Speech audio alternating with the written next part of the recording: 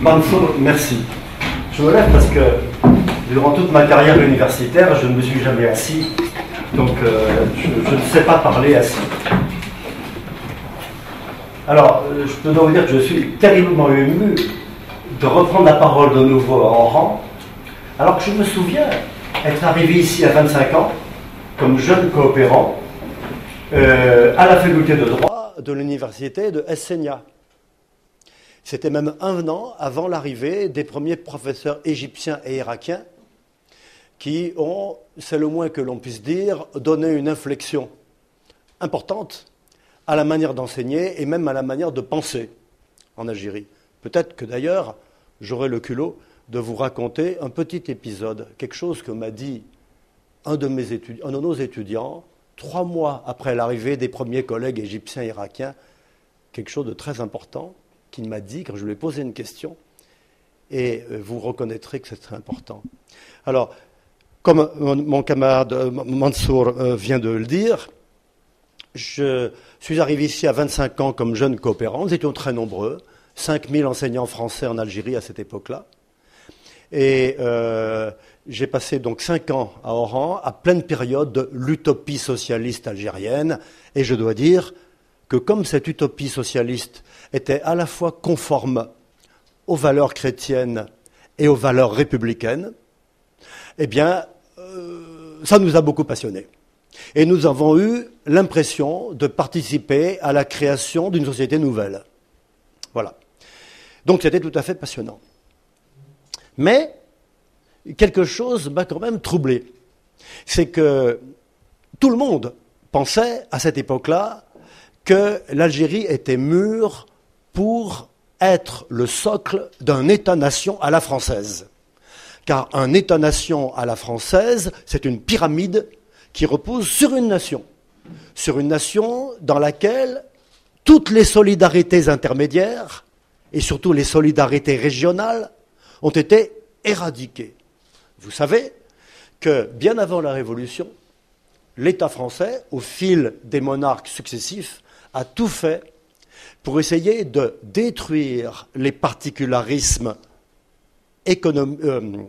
culturels et même juridiques des différentes provinces pour unifier le royaume autour d'une langue commune, d'une culture commune et d'un droit identique. Tocqueville a écrit, à côté de la démocratie en Amérique que vous connaissez, qui est célèbre, il a écrit un livre moins connu, mais que j'ai trouvé passionnant, L'Ancien Régime et la Révolution. Et il montre que la Révolution, ce n'était pas une invention, que déjà les monarques, depuis des siècles, étaient sur cette trace-là. Comment homogénéiser culturellement, juridiquement, administrativement le pays.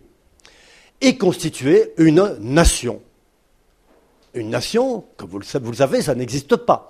C'est un sentiment.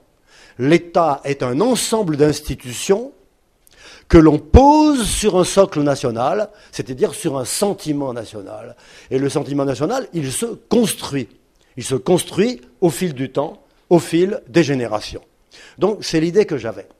Et nous savions, du moins je l'ai appris ici en préparant ma thèse, que j'ai soutenue donc en 1976 à Aix, sous la direction du professeur Favoreux, grand prof de droit public très connu. Nous savions que, en gros, le peuple algérien avait résisté du fond de son cœur à la présence française pendant 130 ans. Au XIXe siècle, les mères disaient à leurs fils « garde le mime et le mime te gardera ». J'ai fait un peu d'arabe ici, et donc c'est la première lettre de la négation « ma », refuse, et tu seras sauvé. Et c'est là qu'on comprend, d'ailleurs, que les peuples longtemps dominés par des puissances étrangères, j'ai retrouvé ça encore sans suite, ont pris, au fil des siècles, une habitude de double langage. Oui, oui, oui, oui, à l'administration, pour avoir la paix, et dans son cœur, non, n'y pense pas.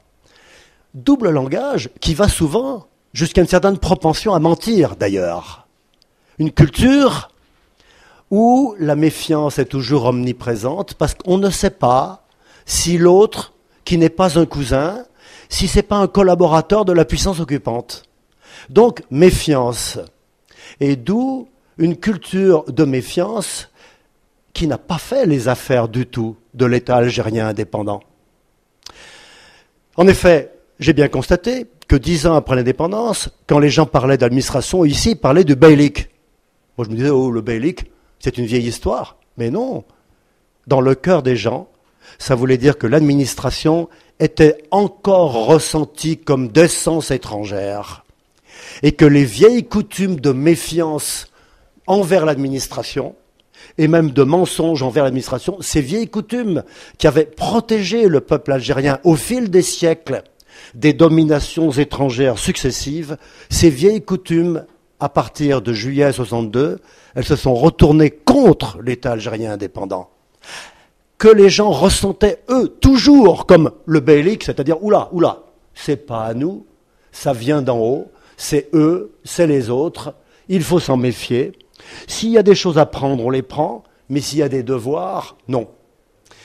Et je dois vous dire que j'ai retrouvé plus tard en Corse la même culture.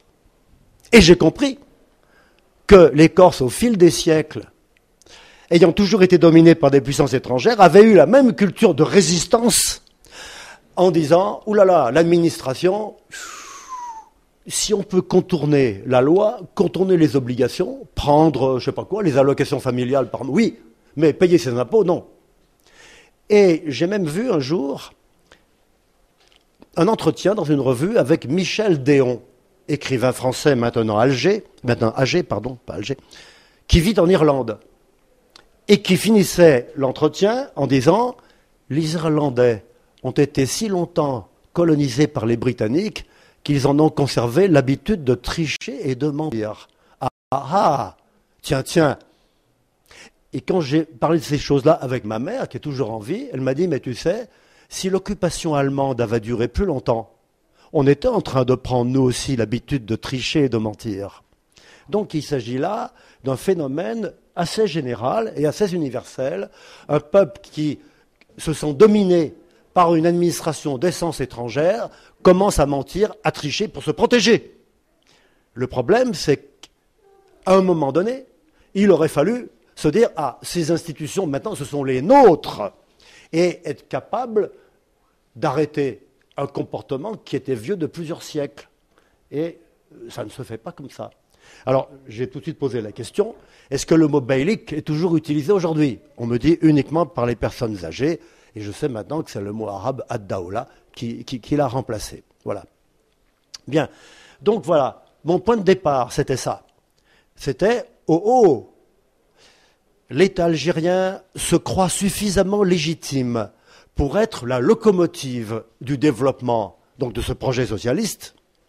Il surestime sa légitimité. Il sous-estime le refus profond de légitimité dont il est l'objet, comme les administrations précédentes. La formule de l'État-nation à la française, centralisée et jacobine, ne convient donc certainement pas. À ce moment-là, je passe au Cameroun, où là, c'était aveuglant. Les Camerounais parlent 200 langues différentes. 200 langues différentes. Ils sont obligés, pour se comprendre, de parler la langue de l'ancien colonisateur, ce qui fait qu'ils parlent mieux français que les Français, ou l'anglais pour la région anglophone. Et il est évident que d'un groupe ethnique à l'autre, ils ne se font aucune confiance, ils se méfient les uns des autres, et que cette société est, et j'ai compris ensuite que beaucoup de sociétés le sont aussi, essentiellement structurée par une obligation d'échange de services entre cousins ou cousins très lointains. Cette obligation d'échange de services, en fait, c'est ce que j'avais compris, sentir en Algérie. Endaklekteff ou la main indek. T'as du piston là-dedans. Si tu as du piston, même si ton dossier n'est pas en règle, tu peux y aller, tu reviendras avec satisfaction. Si tu n'as pas de piston, même si ton dossier est en règle, c'est même pas la peine d'y aller. Il aura plaisir à te renvoyer, parce qu'il ne te reconnaît pas dans son réseau, comme membre de son réseau. Eh bien ça, c'est effectivement extrêmement gênant pour l'état de droit. Car les professeurs de droit l'oublient souvent. il croit que l'état de droit, c'est simplement un ensemble institutionnel bien organisé. Et c'est ce que pensait mon directeur de thèse, Louis Favoreux, qui me disait, les Corses, s'ils ne sont pas d'accord, il n'y a qu'à leur envoyer les CRS. Moi qui vivais en Corse, je dis, mais ils auront toujours raison sur les CRS. Parce qu'au fond de leur cœur, ils se considèrent comme colonisés et ils refusent toute légitimité aux institutions et aux lois de la République.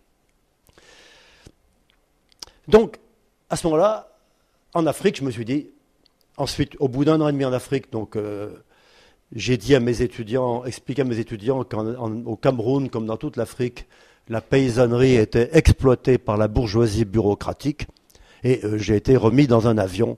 Les gendarmes sont venus me chercher chez moi, ainsi que ma femme et notre enfant, et hop, on s'est retrouvés en France. Bien. Ensuite, on m'a envoyé à N'Djamena, au Tchad.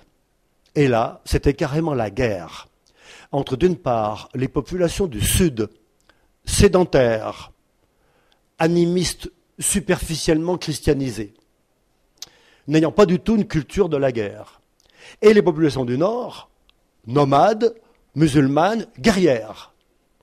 Car, durant la période française, les populations musulmanes du nord du Tchad n'ont pas voulu aller à l'école française, de peur que cette école leur fasse perdre ce que les musulmans appellent leur religion, et qui n'est pas du tout ce qu'un Français appelle religion. C'est être membre d'une communauté. C'est pas les Français donnent au mot religion une signification pas du tout, qui n'est pas du tout la même que celle que vous lui donnez. Pour vous, une religion, c'est appartenir à une communauté.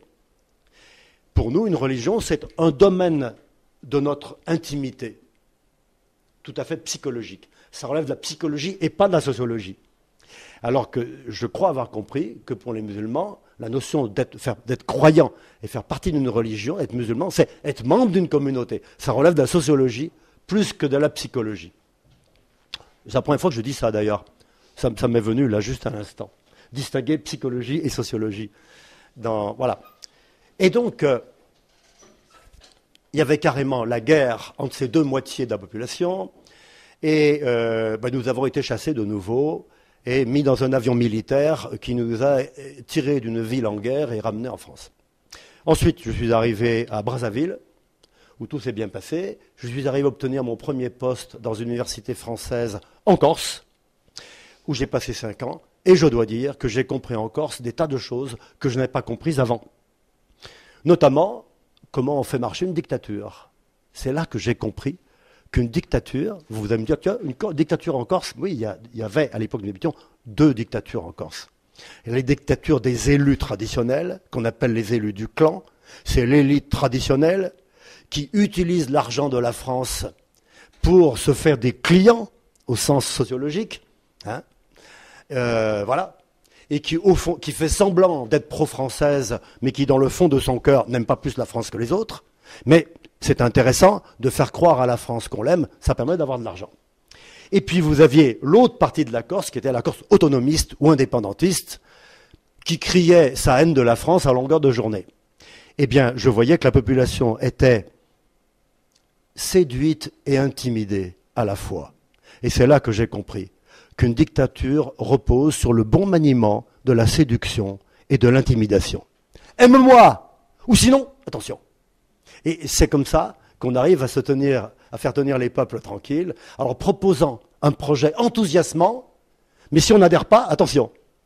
Voilà. Donc la Corse m'a permis de comprendre beaucoup de choses sur les sociétés communautaires et sur la manière dont on peut intimider des gens, surtout dans une société communautaire où le contrôle social est très fort.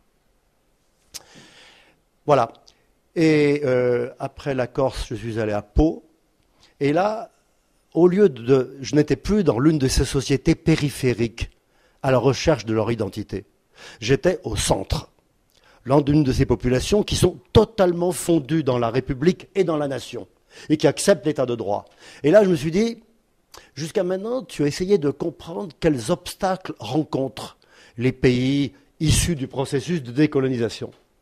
Maintenant, essaye de faire le contraire. Essaye de comprendre quels ont été les ingrédients qui ont permis à la civilisation européenne de donner les résultats qu'elle a donnés et qui sont quand même tout à fait admirables. Et c'est ce qui va nourrir ce que je vais vous expliquer. Et à ce moment-là, je me suis dit, voyons les différents points, les différents ingrédients qui ont permis au peuple d'Europe d'en arriver où ils en sont. Essayons de voir, face à ces différents points, si c'est présent en Afrique subsaharienne. Voilà. Ensuite, j'ai terminé ma carrière en étant aux Antilles, à l'Université des Antilles et de la Guyane, où j'étais de nouveau dans l'un de ces peuples qui considèrent qu'ils ne sont pas membres de la nation française, donc qu'il ne faut pas leur appliquer les contraintes de la loi, mais qui font partie de la République, donc il faut leur appliquer les avantages de la loi. Vous avez entendu ce que je viens de dire. Découper en tranches l'appartenance à la France. Nous ne sommes pas membres de la nation française, car nous sommes décolonisés, donc que l'on ne vienne pas, par exemple, nous faire payer des impôts, ou nous obliger à rouler avec une assurance pour notre voiture. Voilà. Par contre, nous faisons partie de la République, donc nous avons droit à être payés, les congés payés, les allocations familiales et tout ça. C'est pas très agréable à vivre, mais c'est comme ça, en tout cas je peux vous assurer, que les Corses et les Antillais se perçoivent eux-mêmes. Voilà. Donc de tout ça, j'en ai tiré ce que je voudrais maintenant vous proposer. C'est-à-dire parler uniquement de choses dont il est interdit de parler. C'est-à-dire qu'il est absolument interdit, depuis 40 ou 50 ans, d'aller chercher dans la culture des peuples certains des blocages, des réticences qu'ils éprouvent dans leur volonté de moderniser leur mode de fonctionnement. La seule chose qui est acceptée, c'est de dire il y a des riches et qui sont des méchants, des pauvres et qui sont des gentils. Les riches dominent et exploitent les pauvres. Corruption, voilà, c'est tout. Ça, c'est permis. Et on peut, à longueur de journée, dénoncer la corruption des riches, gna gna gna gna gna gna. Mais il est interdit d'aller voir si, dans la vision du monde de ces peuples, il n'y aurait pas des points de résistance extrêmement efficaces. Eh bien, je vais vous en proposer toute une liste, en vous laissant libre de reconnaître plus ou moins l'Algérie dans certains de ces points. Il y en a pas mal, parce que A, B, C, D, E, F, G, ça fait 7, je crois. Il y aura 7 points que je vais vous proposer pour expliquer les résistances des peuples d'Afrique subsaharienne à ce que leur économie devienne plus efficace. Ensuite, il y aura 5 points pour expliquer les résistances des peuples d'Afrique du Sud à la légitimité de l'État et à la légitimité de la loi. Voilà. Donc ça fait 2 parties, et l'une est divisée, c'est scandaleux, je le sais, en 7 sous-parties, et l'autre en 5. Je sais qu'il aurait fallu que je fasse aussi 2 sous-parties et que je regroupe. D'accord ? Mais bon, vous me pardonnerez de porter atteinte aussi au canon de nos disciplines. J'ai fait droit et sciences politiques, droit et IEP, et chez nous, évidemment, les plans en 2 parties. Première partie, oui. Deuxième partie, mais c'est tout à fait obligatoire. On ne travaille pas comme des Américains. Les Américains font autant de chapitres, de sections qu'il y a, de leur point de vue, d'aspects au problème, en mettant sur le même niveau des problèmes qui, pour nous, il y a des gros problèmes, puis des problèmes moyens qui entrent dans les gros, puis des problèmes petits qui entrent dans les moyens. Nous sommes obligés de hiérarchiser les questions. J'ai été étudiant aux États-Unis pendant 1 an et j'ai vu que, en guise de plan, ils font une liste. Bon, chez nous, quand on nous donne un devoir ou un mémoire avec une liste, on dit c'est mauvais. Il faut que vous reconstituiez tout ça en le digérant. Donc 2 parties. Première partie, quels sont les freins au développement économique en Afrique subsaharienne? Et qu'est-ce que le développement économique? Eh bien, ce sont des progrès dans l'efficacité du travail humain. C'est ça, le développement économique. C'est des progrès dans l'efficacité du travail humain.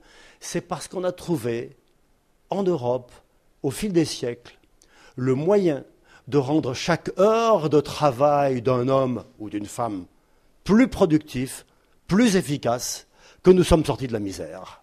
Il n'y a pas de miracle. Voilà. Alors, quels sont, me semble-t-il, les différents blocages les sociétés du sud du Sahara, qui affectent les sociétés du sud du Sahara, de ce côté-là. Alors, le premier blocage auquel je pense, c'est que ce sont des sociétés communautaires qui refusent la compétition individuelle. C'est-à-dire que ce sont des sociétés divisées en groupes ethniques, hein, et à l'intérieur de chaque groupe ethnique, il y a toute une culture, et la société, à la naissance, on sait quelle sera votre place dans la société. Vous êtes neveu d'un tel, petit-fils d'un tel, vous êtes le fils aîné ou pas, vous êtes un garçon ou une femme, et votre place dans la société vous est assignée dès le départ.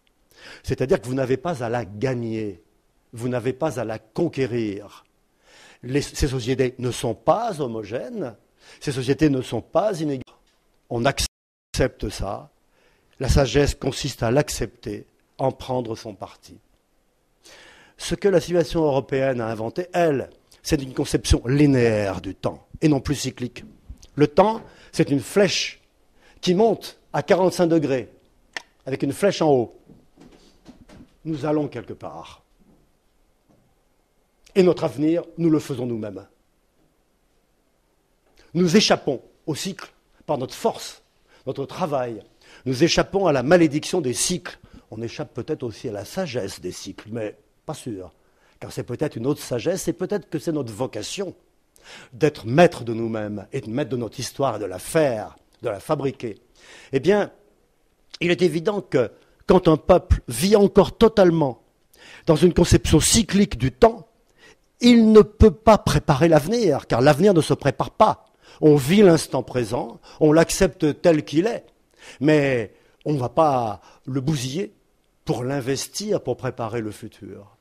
Donc la conception du temps est extrêmement importante, et un peuple qui vit encore dans une conception cyclique du temps ne pourra pas mettre en marche une économie plus efficace. Troisième idée, grand C, et qui, à ce moment-là, je parle toujours de l'Afrique subsaharienne en vous laissant libre de retrouver dans ce que je dis tel ou tel point qui vous semble intéressant pour la société dans laquelle vous vivez. Hein. Troisième point, la jouissance de l'instant présent décourage l'investissement. En effet, il est très clair pour quiconque vit en Afrique subsaharienne que les Africains vivent l'instant présent avec une force, une puissance absolument incroyable. Et nous, misérables blancs, nous ne sommes incapables de vivre l'instant présent. Parce que nous sommes en permanence inclinés vers le futur. Nous courons vers l'avenir. Nous préparons tout le temps l'avenir.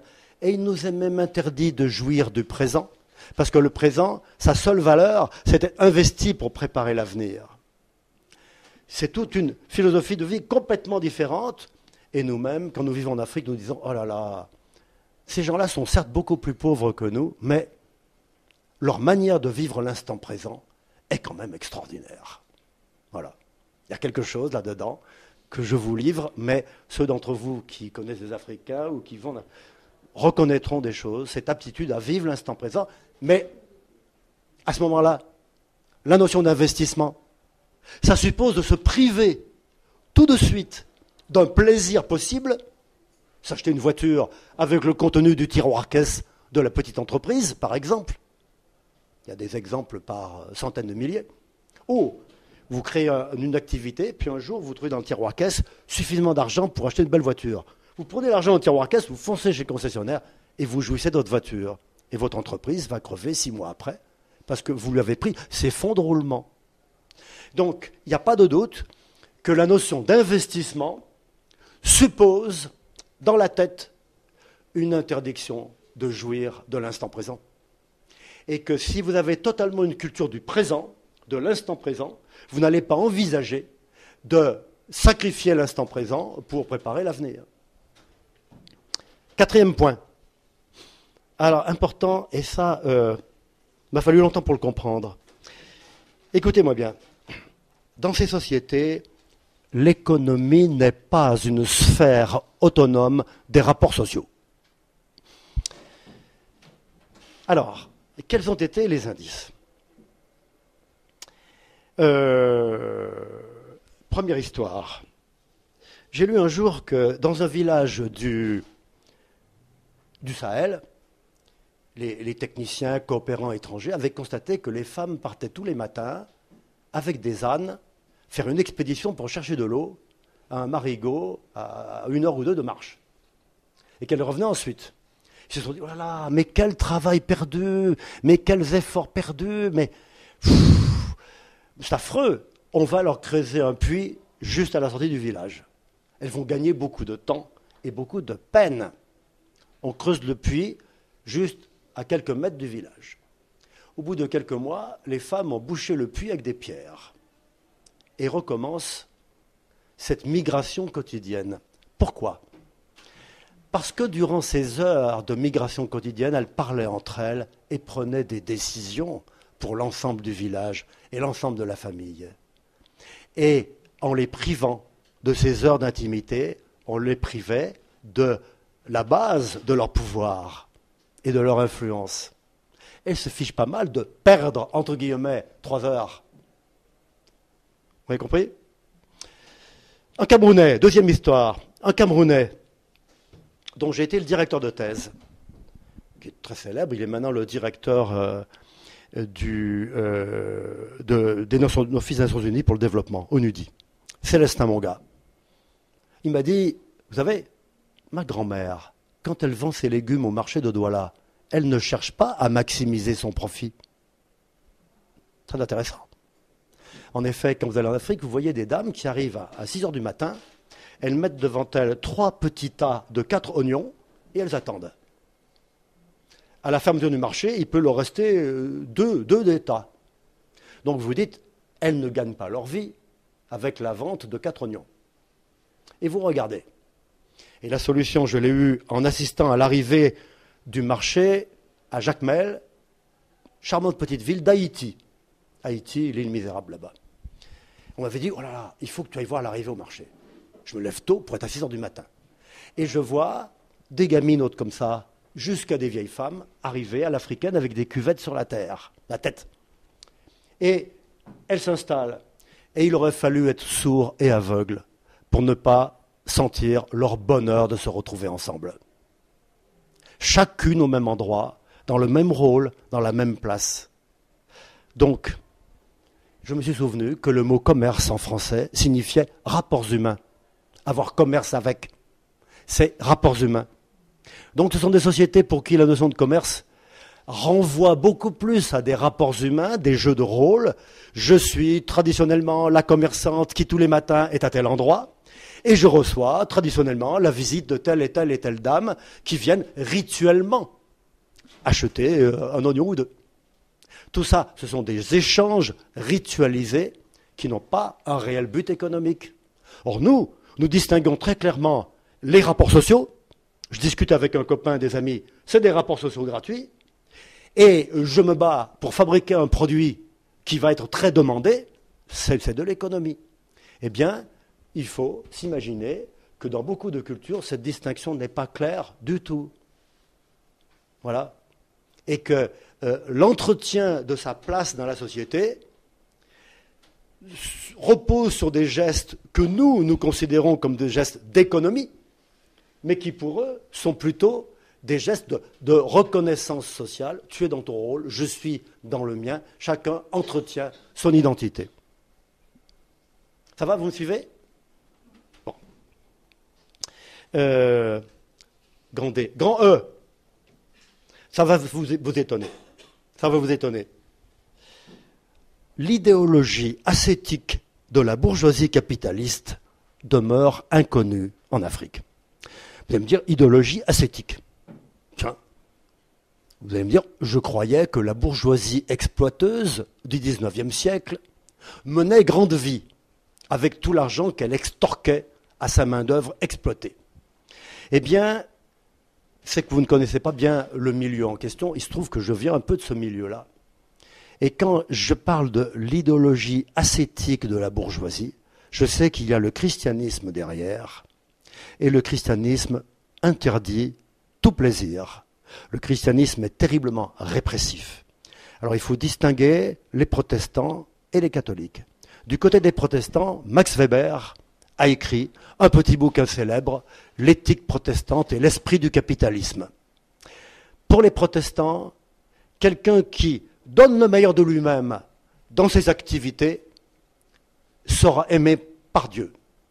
Donc, la réussite en affaires est légitime. Les catholiques, c'est plutôt la culpabilité.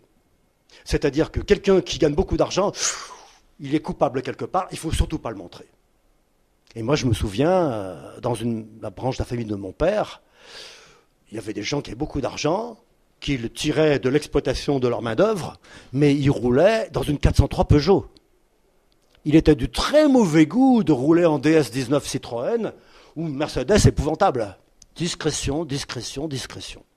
En France, vous avez encore les dernières grandes entreprises capitalistes familiales qui existent, Peugeot, Michelin. Peugeot, c'est des familles protestantes. Hein? Et tout ça, ce sont des familles qui éduquent leurs enfants avec une rigueur incroyable. Vous n'aurez pas idée. Moi, j'en ai eu dans ma famille un peu. J'ai vu avec quelle rigueur, même quelle dureté, quelle privation on peut imposer à des enfants, alors que les parents ont beaucoup d'argent. C'est-à-dire que dans cette bourgeoisie, la rigueur dans l'éducation et un certain ascétisme, ce sont des principes éthiques, des principes moraux. Il ne s'agit pas de jouir librement du fruit de l'exploitation de sa main-d'œuvre. N'ayant pas le droit de jouir librement du fruit de l'exploitation de sa main-d'œuvre, on épargne. Puisqu'on a épargné, on peut investir dans des machines qui vont rendre plus efficace le travail des salariés. C'est un de mes frères qui m'a expliqué ça un jour, il y a 20 ou 25 ans. C'est-à-dire que sans les considérables inégalités de revenus du XIXe siècle et du début du XXe, nous ne serions pas aussi prospères aujourd'hui. Car c'est parce que ces exploiteurs n'avaient pas dans leur tête le droit de jouir librement du fruit de l'exploitation, ils épargnaient, donc ils pouvaient acheter ensuite des machines qui allaient rendre plus rapide et plus efficace le travail de leurs salariés, donc diminuer les prix des produits. Si vous payez tout le monde de la même manière, qui va investir ?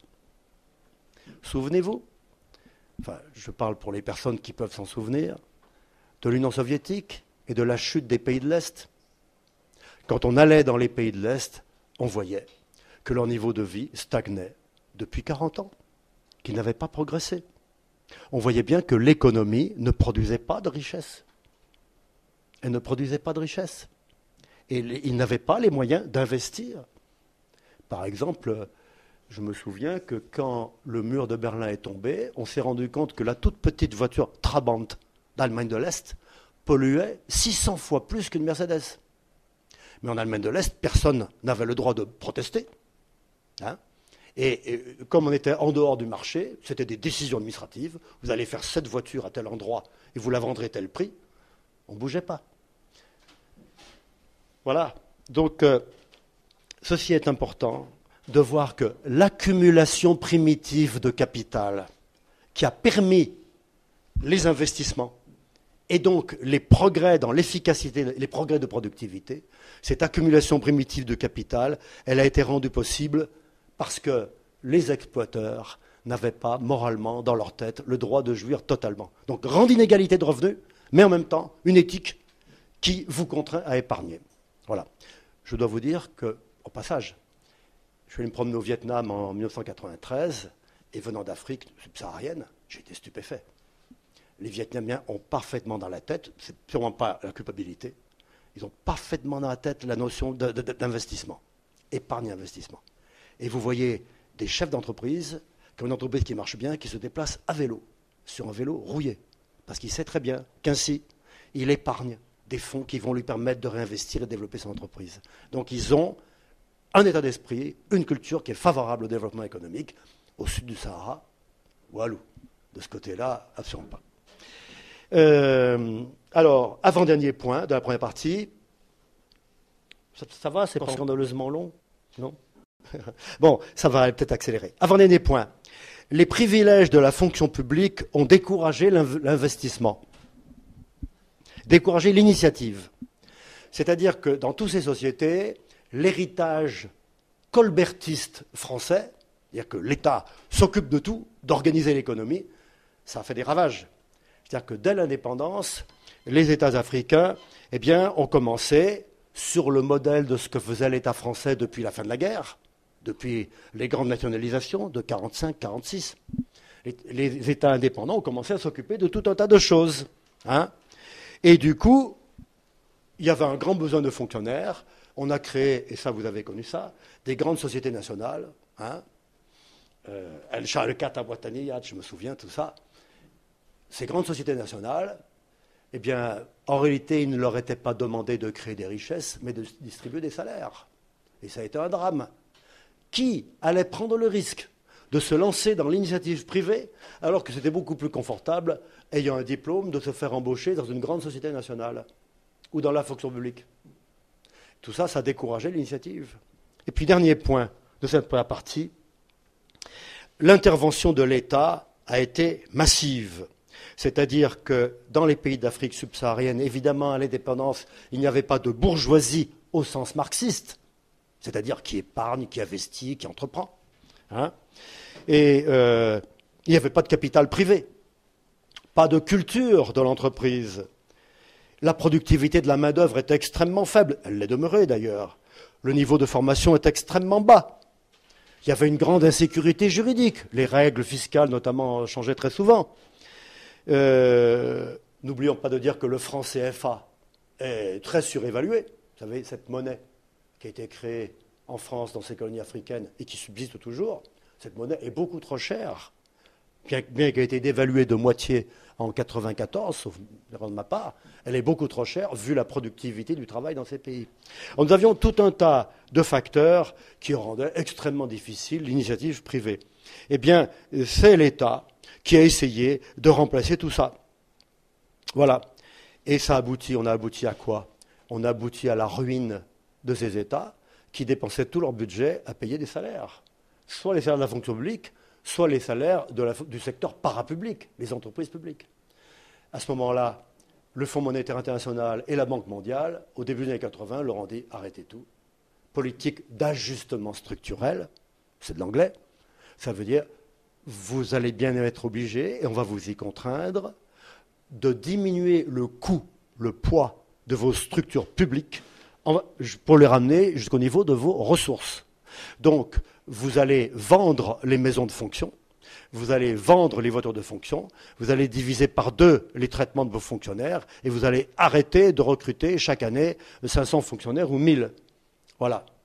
Et voilà comment ça s'est fini. Voilà quels ont été, de mon point de vue, les freins au développement économique. Maintenant, quels sont les freins à la mise en place de l'état de droit? Il y en a moins, j'en vois 5. Alors, le premier, ça va vous paraître un peu curieux. Le premier, c'est que je me suis rendu compte que en Afrique, la fabrication de blancs fondait la légitimité des États postcoloniaux.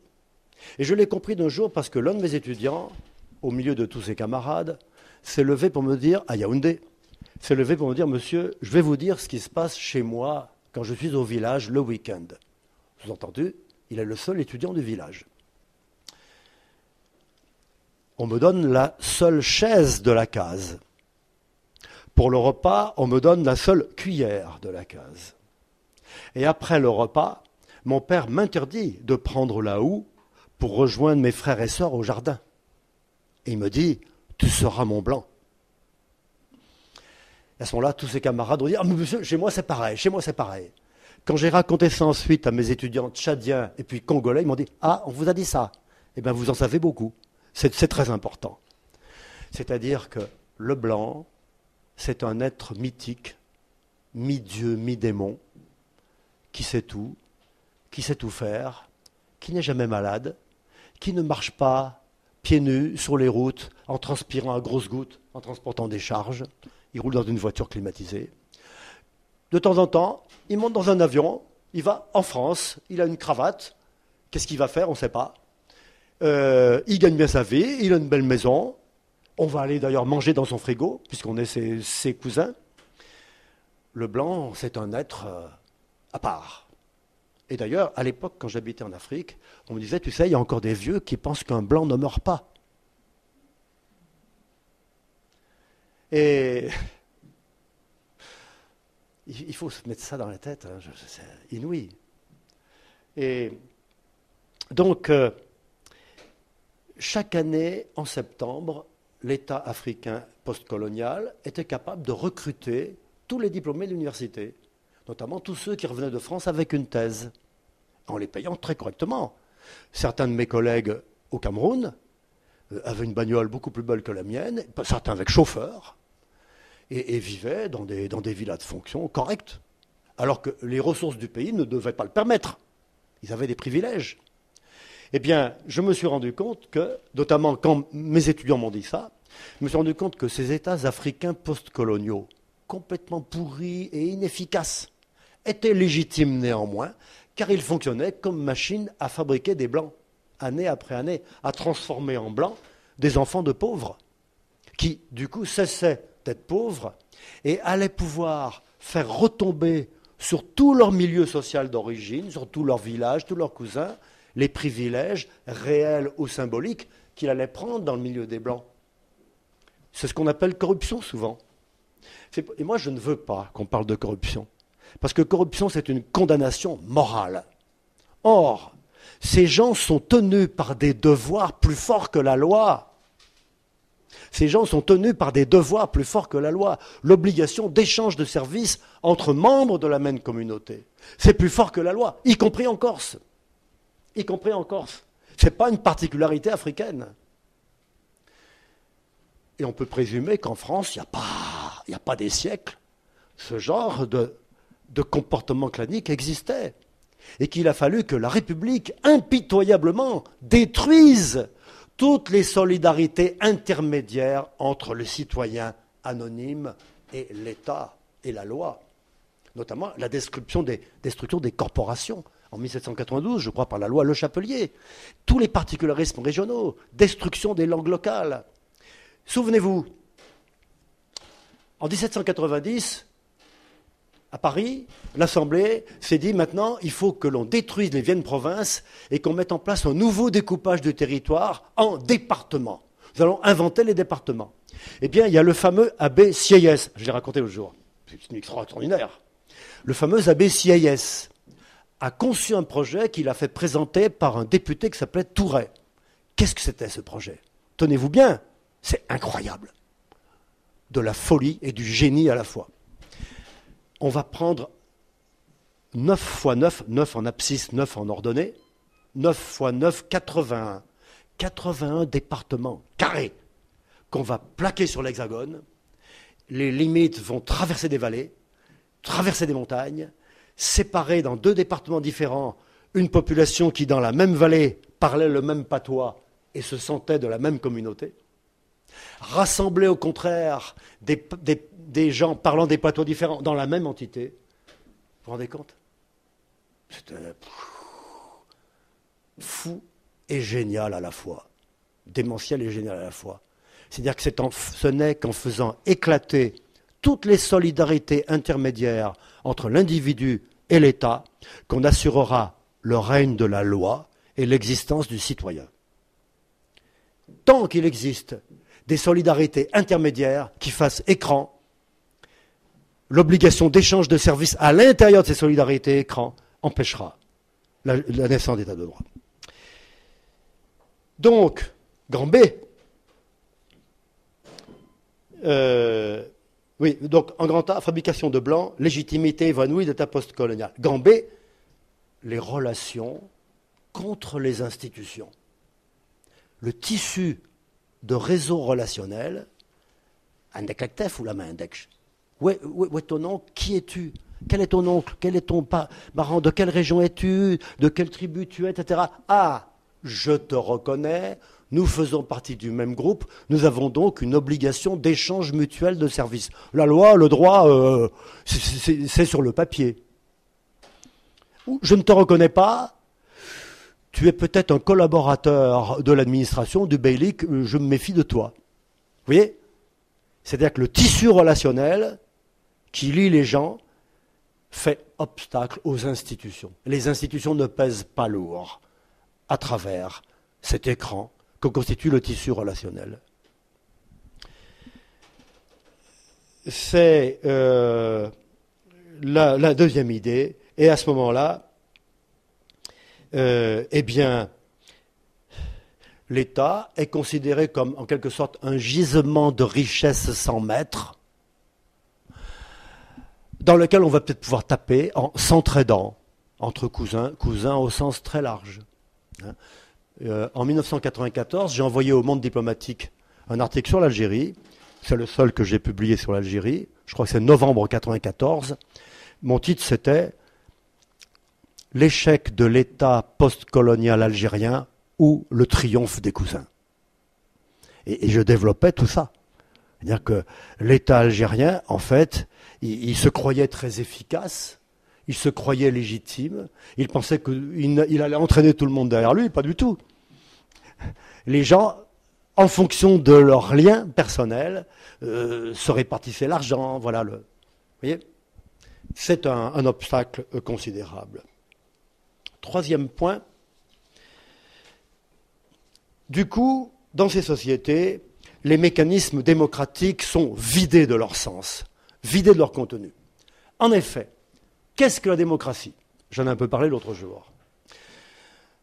Si vous voulez, vous pouvez lire le livre d'Alain Touraine, « Qu'est-ce que la démocratie ?»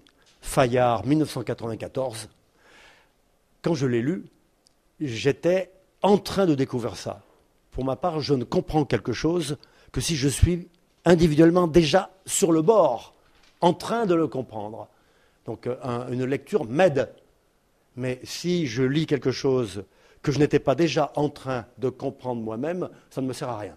Voilà. Et bien ce livre d'Alain Touraine était stupéfiant, car il distingue nettement la démocratie et la République, qui sont deux choses bien distinctes.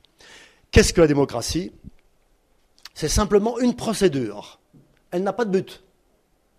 Elle n'est pas porteuse de valeur. C'est simplement une procédure qui permet d'établir pacifiquement un arbitrage entre la demande de liberté d'action de ceux qui se sentent forts d'un côté et qui veulent que les lois les laissent agir librement en disant « faites-nous confiance, laissez-moi faire et l'économie sera prospère, vous verrez bien ». Vous reconnaissez, je pense, un courant de droite. Et d'autre côté, il y a ceux qui se sentent faibles et qui espèrent que les lois, au contraire, vont venir organiser une répartition plus juste des richesses, plus égale des richesses. Eux, la liberté d'action, les pauvres, ils n'en ont que faire. Ils veulent de l'égalité. Vous connaissez liberté et égalité. Est-ce que vous avez compris que liberté et égalité sont incompatibles comme l'eau et le feu? Que plus vous donnez de liberté, plus ça accroît les inégalités. Et que si vous voulez diminuer les inégalités, vous êtes obligé de diminuer la liberté. Comment le faire? Eh bien, la démocratie sert à ça. Mais elle sert à ça à condition que la société soit structurée non plus en groupes communautaires les uns à côté des autres, ayant chacun des intérêts rivaux de ceux des groupes communautaires, mais identiques. C'est-à-dire manger l'argent public. C'est le cas en Afrique. Mais que la société est soit stratifiée en classes sociales horizontales, où les gens sont liés, non pas par leur réseau relationnel, de parenté, de cousinage lointain, mais que les gens soient liés par des intérêts économiques identiques. Pensez au prolétariat de Marx, pensez aux bourgeois de Marx, pensez aux petits bourgeois de Marx. Société horizontale, où quand ils ont un problème, les gens ne peuvent plus aller demander du piston à un cousin. Ils vont en parler à leur voisin d'atelier. ils vont se syndiquer. Et ça va être ces solidarités horizontales qui vont faire marcher la démocratie. Car, je m'en souviens encore, en France, pendant pratiquement tout le XIXe siècle, les partis politiques ont chacun représenté assez clairement les intérêts, les attentes de telle ou telle classe sociale. La moitié des ouvriers votaient pour le Parti communiste. Est-ce qu'il y avait des avocats ou des notaires ou des médecins qui votaient communistes? Personne. Vous voyez? Donc cette stratification sociale en classes, attendant des lois d'un contenu conforme à leurs intérêts, c'est ça qui a donné vie à la démocratie pendant un siècle. Et dans les sociétés où nous n'avons pas encore une stratification horizontale en classes ayant conscience d'elle-même, n'oubliez pas que l'une des composantes de la notion de classe, c'est la conscience de soi. Il ne suffit pas que l'on distingue dans la société des couches horizontales, il faut encore que les membres de ces couches aient conscience de faire partie de telle ou telle couche. Et vous savez qu'en Europe, d'accord, oui, j'ai bientôt fini. Vous savez qu'en Europe, maintenant, il y a eu une homogénéisation sociale telle que les classes sociales ne sont plus guère perceptibles et que c'est un gros problème pour le fonctionnement de la démocratie. Voilà. Donc ça, c'est effectivement le fait que les mécanismes démocratiques sont vidés de leur contenu. Avant-dernière idée, les mécanismes démocratiques, mécanismes administratifs, là tout à l'heure je parlais de la démocratie, maintenant je parle de l'administration. Les mécanismes démocratiques, administratifs, je me trompe de nouveau, les mécanismes administratifs eux-mêmes sont détournés par les obligations d'échange de services. Déjà, je suis ici depuis moins d'une semaine, on m'a encore dit, ah bah tiens, ceci, c'est cela, il avait de ration, il était bien placé auprès du préfet, je ne sais pas quoi, il a eu ça, alors que normalement, il n'aurait pas dû. Voilà. Donc, même d'une part, la démocratie elle-même est privée de tout sens par des sociétés ainsi structurées, et d'autre part, c'est le fonctionnement de l'administration dans l'application de la règle de droit qui est elle-même dévoyée.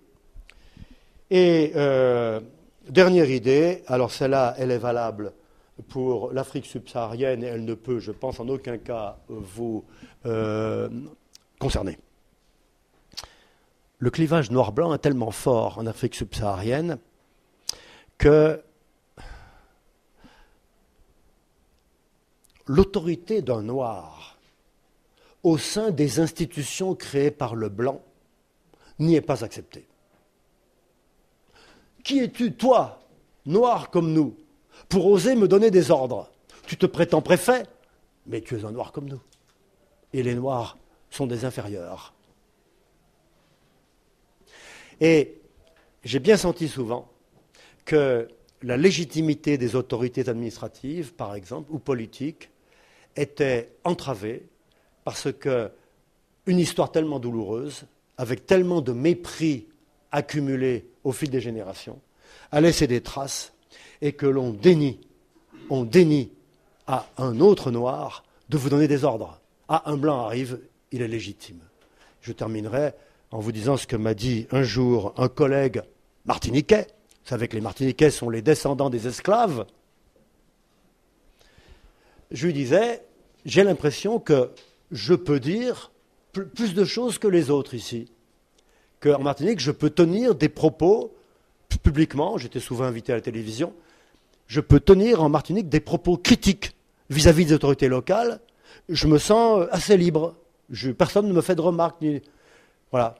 Et je lui disais, j'ai l'impression que les Martiniquais ne me paraissent pas avoir autant de liberté de parole que moi. Qu'est-ce qu'il m'a dit?